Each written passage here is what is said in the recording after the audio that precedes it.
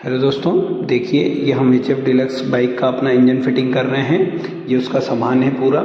ये देखिए head, block और क्रेन हमारी तीनों चीज़ें कंप्लीट होके आ चुकी है। इसमें हमने फेक कंपनी के बेरिंग डाले हैं और असेंबली डाली है।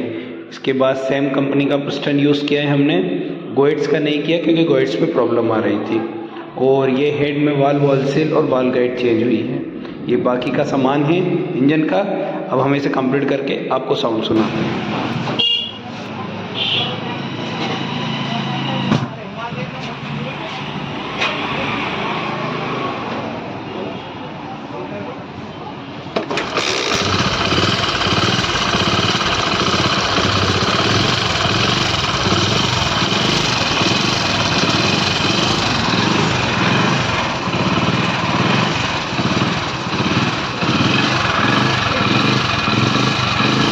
देखिए दोस्तों, इसमें बिल्कुल स्मोक नहीं है और हमने हल्के से इसके टेप लूज़ रखे हैं ताकि रवा होने के बाद टाइट कर सकें।